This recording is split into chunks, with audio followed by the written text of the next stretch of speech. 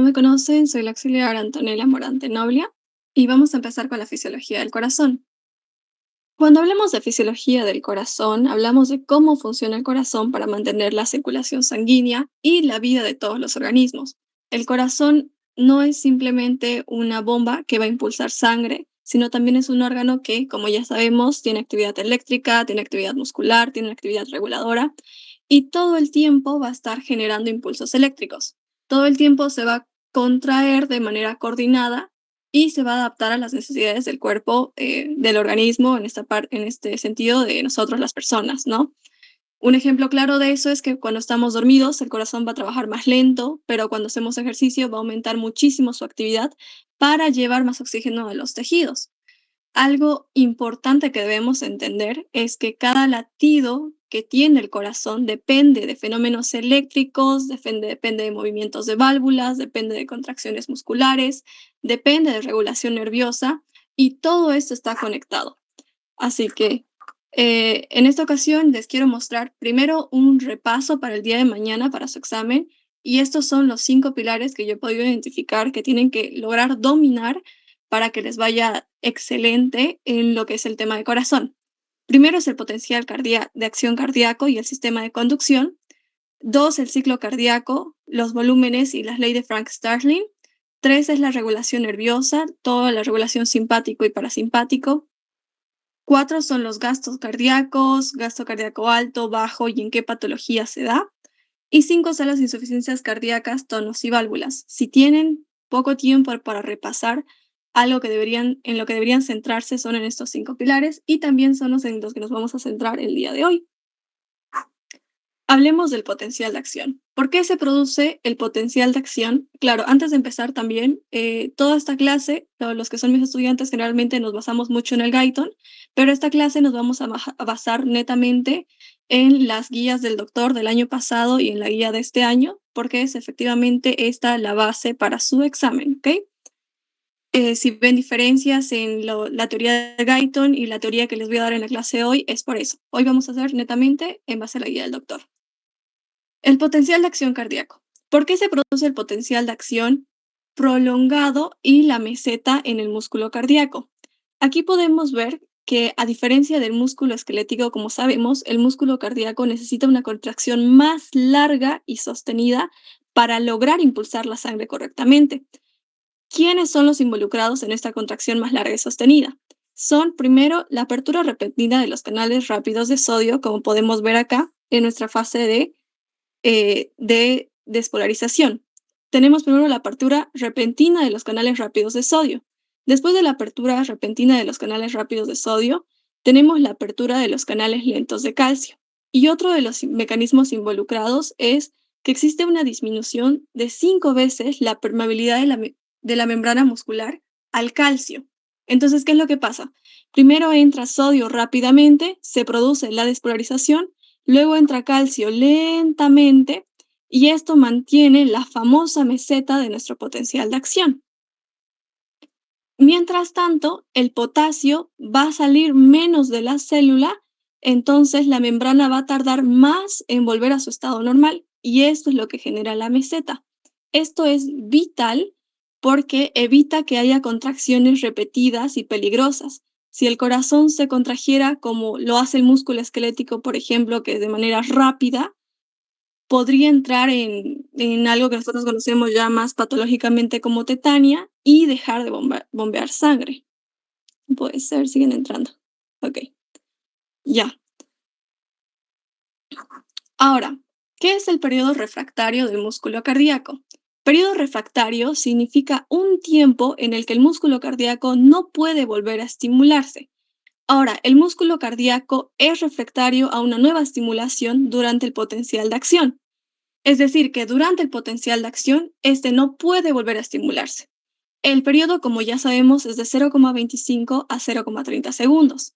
Además, existe un periodo refractario relativo adicional que es de 0,5 segundos.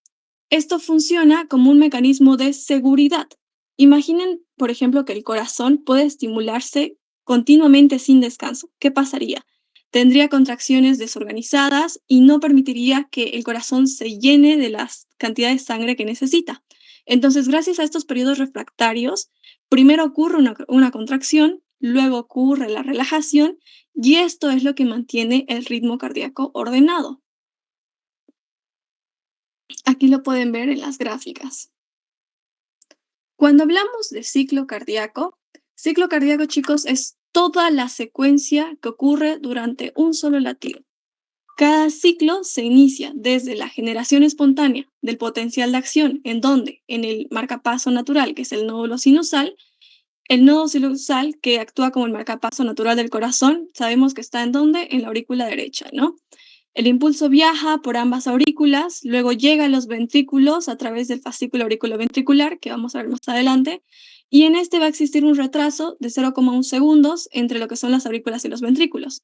Este retraso es muy importante porque permite que las aurículas se vayan a contraer primero y terminen de llenar los ventrículos. Es como, por ejemplo, cuando nosotros inyectamos, ¿no? Es como cuando tratamos de llenar una jeringa, hay que jalar el émbolo, ¿verdad?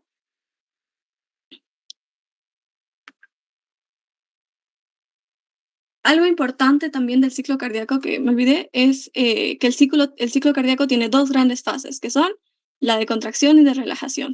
Las conocemos como contracción sístole y relajación diástole. Vamos a ver lo que son las válvulas cardíacas. Las tenemos la válvula mitral, tenemos la válvula tricúspide, tenemos la válvula aórtica, tenemos la válvula pulmonar. Ahora, la válvula mitral y tricúspide impiden el flujo retrógrado de la sangre de los ventrículos hacia las aurículas durante la sístole. O sea, evitan que la sangre de los ventrículos vuelvan a la aurícula durante la sístole. Cuando los ventrículos se contraen, la presión, imagínenselo, va a aumentar muchísimo. Entonces, si estas válvulas no se logran cerrar correctamente, la sangre regresaría a las aurículas. Y esto sí existe y sí pasa en estados patológicos como ser la insuficiencia mitral, donde parte de la sangre se devuelve y el corazón pierde eficacia porque no está expulsando toda la sangre que debería. Después también tenemos lo que son las válvulas sigmoideas, la aórtica y la pulmonar. Las válvulas sigmoideas, aórtica y pulmonar, van a impedir que la sangre de la arteria, de la aorta y de la pulmonar regresen a los ventrículos durante la diástole. Entonces, después de expulsar la sangre, los ventrículos tienen que relajarse. Si la sangre regresara, es decir, toda la sangre que ya hemos expulsado por la aorta y por la pulmonar regresaran, el bombeo sería inútil. Por eso es que estas válvulas mantienen el flujo en una sola dirección, es decir, que la sangre se lleve a un solo lado y no se devuelva. También acá, en este gráfico muy bonito que encontré, podemos ver lo que son los músculos papilares. Los músculos papilares, muchas veces su función se entiende mal. Estos no cierran las válvulas. Lo que hacen es evitar que las hojuelas hagan protrusión hacia las aurículas. Es decir, que sostienen las válvulas mediante sus cuerdas tendinosas. Un ejemplo clínico importante para, por ejemplo, a ver, los músculos papilares es que en el infarto, si se rompe un músculo papilar, la válvula pierde soporte y aparte de la insuficiencia cardíaca va a aparecer una insuficiencia valvular grave. Entra otra compañera.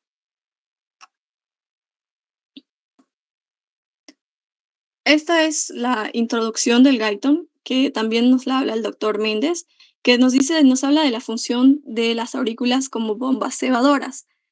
Para los que sabemos, por ejemplo, cebar es la acción de servir, como por ejemplo cuando nosotros tomamos mate, cebamos, la guampa es servir. Entonces, cuando nos dice que las aurículas funcionan simplemente como bombas cebadoras, nos dice que aumentan la eficacia del bombeo ventricular hasta un 25%. Eso significa que los ventrículos realmente pueden llenarse parcialmente solos, pero las aurículas van a ayudar a complementar el llenado. Ese 25 extra puede ser muy importante, especialmente cuando la persona realiza ejercicio o cuando se encuentran en enfermedades cardíacas. Ahora, los ventrículos funcionan como las bombas principales, es decir, que el ventrículo va a aportar la fuerza principal de bombeo que impulsa la sangre. El llenado ventricular ocurre en varias etapas. El primer tercio de la diástole, es decir, de la relajación, es un llenado rápido. Luego hay una fase intermedia donde entra menos sangre y finalmente las aurículas se contraen y estas van a contribuir al 25%. Recuerden el dato 25% porque en el gaito nos dice que es 20%, pero en la guía del doctor es 25% del llenado ventricular. Esto demuestra que el corazón funciona de manera coordinada y secuencial.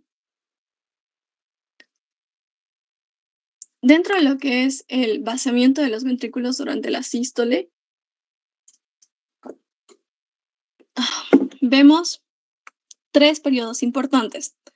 Primero tenemos la contracción isovolumétrica, después tenemos el periodo de expulsión y después tenemos el periodo de relajación isovolumétrica. ¿Qué significa cada uno de estos? El periodo de contracción isovolumétrica, perdón chicos, están entrando más y me distrae. A ver, los acepto todos los que están acá.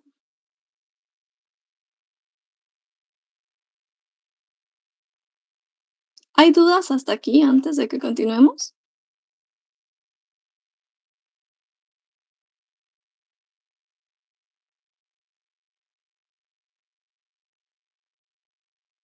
Siguen entrando.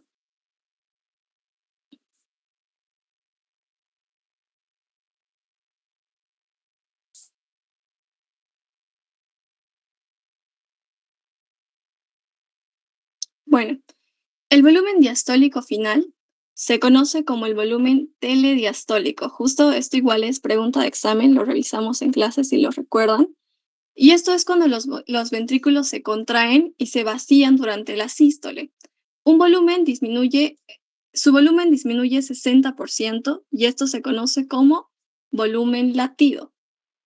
El volumen que queda es el 40% y este se llama volumen telesistólico. Lo digo textual como lo dice la guía porque es una pregunta que hemos visto que se repite muchas veces.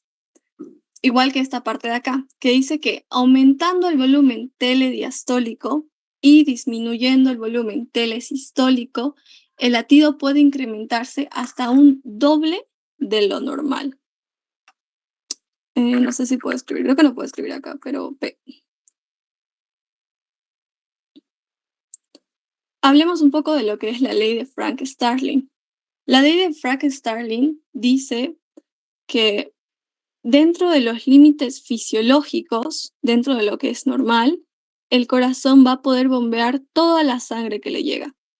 Es decir, que mientras más se llene el corazón, más sangre reciba este, más fuerte se contrae. Un ejemplo sencillo para que se hagan una idea es una banda elástica. Si estiramos estas bandas elásticas moderadamente, esta responde con una fuerza moderada. Pero si se estira demasiado, igual va a responder de esa manera brusca.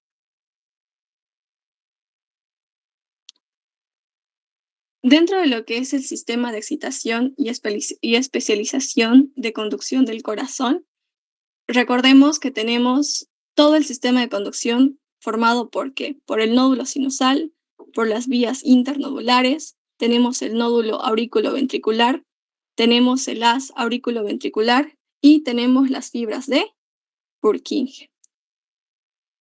El nódulo sinusal es quien va a generar el impulso rítmico normal, ¿no? Es el marcapaso natural del corazón, lo dicen los libros. Las vías internodulares son quienes van a conducir el impulso hacia el nódulo auriculoventricular. El nódulo auriculoventricular es donde el impulso va a generar una demora antes de pasar a los ventrículos. Después vamos a encontrarnos con estos haz, que son los haz aurículos ventriculares, quienes van a conducir los impulsos de las aurículas a los ventrículos. Tenemos el haz derecho como el haz izquierdo de lo que son las fibras de Purkinje, que éstas se van a encargar de conducir todos los estímulos y los impulsos cardíacos a toda la parte de la masa ventricular.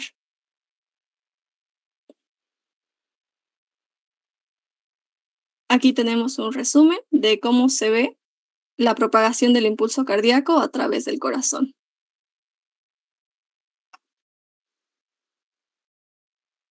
Esto de los tiempos no lo veo tan necesario repasar, ya que no he visto que el doctor pues lo pregunte y tampoco que lo pone en sus guías, así que vamos a darlo de alto. Pero sí es importante saberlo para que lo lean con calma. Dentro de la regulación simpática, los, nos dice que los nervios vagos van a liberar la estimulación parasimpática. Los nervios vagos van a liberar neurotransmisor acetilcolina. Y la acetilcolina, en esencia, va a generar dos efectos. El primero es que va a disminuir la frecuencia del ritmo sinusal. Y el segundo es que va a disminuir la excitabilidad de las fibras de la unión auriculoventricular. ¿Cómo lo va a lograr? Es decir, ¿cuál es el mecanismo de acción? La acetilcolina lo que hace es que aumenta la permeabilidad al potasio. Recordemos un poco de cómo funciona todo el potencial de acción cardíaco, ¿no? Cuando se aumenta esta permeabilidad del potasio, lo que permite es que este escape rápido del mismo fuera de la fibra de conducción y esto causa neactividad en el interior de la célula, en el interior de la fibra muscular. Y esto que se conoce como la hiperpolarización. Ahora, lo que es la regulación simpática. En la regulación simpática, lo que pasa es que se logra aumentar la descarga del nódulo sinusal. Esto va a aumentar la tasa de conducción y excitabilidad del corazón y también va a aumentar la fuerza con la que el músculo cardíaco puede contraerse. ¿Cómo va a lograr esto? Lo va a lograr por medio de la noradrenalina. Esta lo que va a hacer es que va a aumentar la permeabilidad a la membrana de los iones de sodio y calcio. Y esto va a hacer que el potencial de reposo dure mucho más tiempo. Y el aumento del ion calcio, esto es importante, es responsable del aumento de la fuerza de contracción del músculo cardíaco.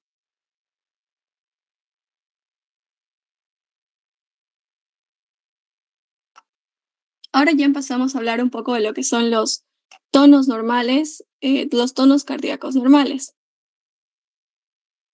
El primer tono, como sabemos, tenemos 4 tonos, ¿no? Y los tonos tienen que ver con el cierre de las válvulas. El primer tono es el cierre de la válvula auriculoventricular, tanto la mitral como la tricúspide. El segundo tono es el cierre de las válvulas sigmoideas, que son la aórtica y la pulmonar. El tercer tono, el tercer ruido que nosotros podemos escuchar, es el ruido de la entrada de la sangre a las aurículas. O otros libros lo dicen, es el llenado auricular. Y el cuarto tono, nos dice el doctor, que solamente se puede registrar con un fonocardiograma. Y este se debe a la sístole auricular, es decir, la contracción auricular. El primer tono, tanto como el segundo tono, son fisiológicos, todos lo escuchamos. El tercero y el cuarto son patológicos, aunque el tercero depende, ¿no? Lo podemos escuchar, sabemos que en niños o también en personas muy delgadas. Ahora, los focos de auscultación también son 4. Tenemos el foco mitral, tenemos el foco tricuspidio, tenemos el foco aórtico, tenemos el foco pulmonar. Aquí podemos ver en dónde lo encontramos, cada foco. Foco aórtico es en el segundo espacio intercostal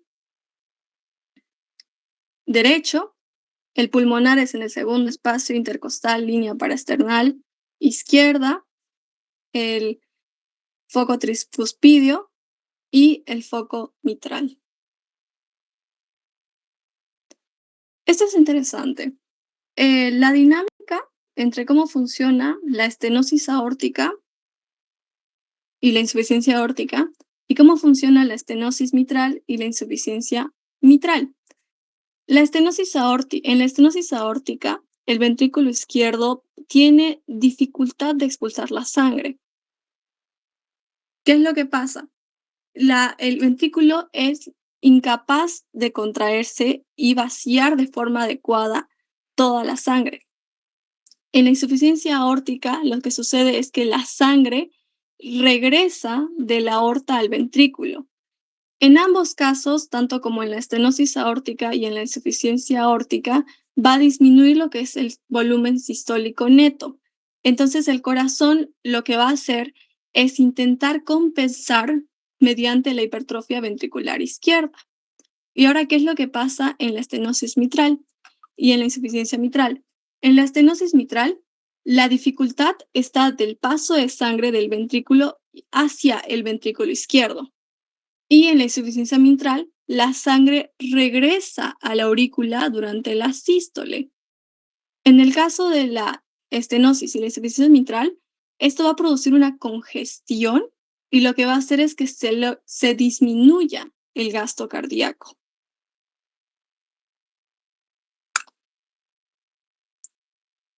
Hablemos un poco de lo que es el gasto cardíaco y el retorno venoso. Creo que aquí puse, sí, ya. El gasto cardíaco es la cantidad de sangre que se bombea por minuto. En adultos en reposo es aproximadamente 5 litros por minuto, pero esto va a depender de varios factores como ser el metabolismo corporal, depende de la edad, depende del volumen corporal, depende del ejercicio. Por ejemplo, en jóvenes en reposo, el dato normal es de 5,6 litros por minuto. Y el retorno venoso es la cantidad de sangre que vuelve al corazón. Es la cantidad de sangre que fluye desde las venas a la aurícula derecha en cada minuto. Aquí en esta diapositiva le puse textual como está la del doctor.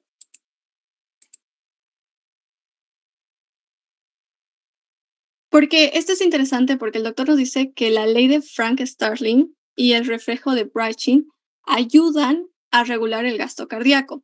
Cuando aumenta el retorno venoso, lo que pasa es que aumenta la frecuencia cardíaca y por lo tanto el gasto cardíaco. Y ahí también tenemos la fórmula de gasto cardíaco, ¿no? Sabemos que gasto cardíaco es igual a la presión arterial sobre la resistencia vascular periférica. Cuando hablamos de gasto cardíaco patológicamente alto y patológicamente bajo, cuando hablamos de un gasto cardíaco patológicamente alto, aquí van a aparecer patologías donde el gasto cardíaco va a aumentar excesivamente. Una de esas es la de very, la de la fisura arteriovenosa, el hipertiroidismo y la anemia. ¿Qué es la patología de very? Esta es una enfermedad que se causa por el déficit de la vitamina B1 o que también se conoce como tiamina. Y esto lo que produce es la vasodilatación periférica, o sea, produce una vasodilatación periférica que es considerable, es decir, y es importante. Y lo que hace el corazón es intentar compensar aumentando el gasto cardíaco. En el hipertiroidismo, ¿qué es lo que pasa? Aumenta el metabolismo y por lo tanto, cuando aumenta el metabolismo, ¿qué va a aumentar? Aumenta la demanda de oxígeno. Y en la anemia, lo que pasa es que disminuye la viscosidad sanguínea y por lo tanto el corazón va a bombear la sangre más rápido. Y cuando hablamos de gasto cardíaco patológicamente bajo, aquí vemos que el corazón no va a lograr bombear suficiente sangre. Y esto igual se va a ver en estados patológicos como ser el infarto agudo de miocardio, las valvulopatías, la miocarditis, el taponamiento cardíaco. Y también, por ejemplo, esto se puede ver cuando se disminuye el retorno venoso, como en las hemorragias. Que aquí dice, ¿no? Disminución de la volemia, dilatación venosa aguda, obstrucción de las grandes venas. Insuficiencia cardíaca. La insuficiencia cardíaca significa que el corazón no puede bombear adecuadamente. Los efectos agudos de la insuficiencia cardíaca son, primero, que se disminuye el gasto cardíaco, Y segundo, que hay un estancamiento de la sangre en las venas. El organismo lo que va a intentar es compensar mediante estimulación simpática esta insuficiencia. Pero, ¿qué es lo que pasa? Que cuando la insuficiencia cardíaca llega a una fase crónica, en la fase crónica los riñones empiezan a retener líquidos. Por lo tanto, esto va a aumentar primero el volumen sanguíneo, va a aumentar el retorno venoso, va a aumentar el gasto cardíaco y esto, por lo tanto, puede llegar a producir edemas. Déjenme revisar. Bueno, no lo puse acá, pero también hablamos de insuficiencias cardíacas compensadas, que es cuando el cuerpo todavía logra mantener el gasto cardíaco relativamente normal gracias a todos los mecanismos compensatorios. Pero cuando se hace ejercicio y cuando aumenta la demanda metabólica, el sistema tiende a fallar. También tenemos la compensada y la insuficiencia cardíaca descompensada, que ya en la descompensada no existen mecanismos suficientes para lograr compensar. Entonces lo que pasa es que se aumentan líquidos progresivamente y el corazón se distiende hasta que éste termina fracasando. Otro dato importante también es sobre la insuficiencia cardíaca izquierda, que es cuando falla el lado izquierdo y la sangre se acumula en la circulación pulmonar. Y si la presión aumenta demasiado, lo que va a hacer es que aparece un edema agudo de pulmón. Insuficiencia cardíaca izquierda, edema agudo de pulmón. Entonces el paciente va a empezar a presentar síntomas respiratorios, como ser, va a empezar disnea, va a sentir esta sensación de ahogamiento, que es la disnea. Y ya para finalizar, vamos a hablar de este concepto muy importante, que es la precarga y la poscarga. La precarga es la fuerza que distiende las fibras musculares durante la diástole. Cuando mayor es el llenado del corazón durante la diástole, mayor es la fuerza de contracción. ¿Recuerdan? Esto era la ley de Frank Starling. Entonces, la precarga va a estar determinada primero por el retorno venoso y las miofibrillas tienen un límite de estiramiento excesivo que nos indicaba la ley de Frank Starling. Entonces, una forma sencilla de entender la precarga es que la precarga es toda la fuerza de la sangre que recibe el corazón. La contractibilidad es la intensidad o la fuerza con la que se contraen las fibras del miocardio. Tanto el aumento como la disminución de la contractibilidad pueden reducir el gasto cardíaco. ¿Y ahora qué es postcarga? Postcarga es la presión que el ventrículo debe vencer para lograr abrir las válvulas pulmonares y aórticas para lograr impulsar la sangre fuera del corazón. Entonces, postcarga es toda la presión que da tanto la aurícula como la pulmonar y es la presión que el ventrículo debe lograr vencer para poder abrir estas válvulas y poder impulsar la sangre afuera del corazón. Los ventrículos trabajan contra la postcarga de la misma forma que se haría si intentaríamos abrir, por ejemplo, una fuerza contra una fuerza ejercida como, no sé, si de estas puertas que son muy duras, ¿no? No sé si las vieron, las metálicas, es idéntico a eso. Ese sería el resumen, chicos, de todo lo básico y lo más esencial que tendrían que saber en la parte cardíaca para su examen de mañana. No sé si hay alguna duda. Igual a las 8, esto quise hacerlo flash porque conmigo van a ver teoría y con el Oxy Jorge van a hacer resolución de PES. ¿Hay alguna duda, chicos?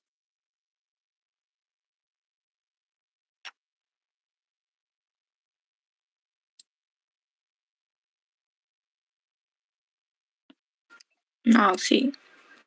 Bueno, gracias. Ok, chicos, entonces eso sería todo. Muchas gracias por estar acá y no se olviden entrar a las 8 para la sesión que van a tener con el auxiliar Jorge. Gracias, chicos, que tengan bonita tarde y suerte para mañana. No suerte, éxitos. Les va a ir muy bien.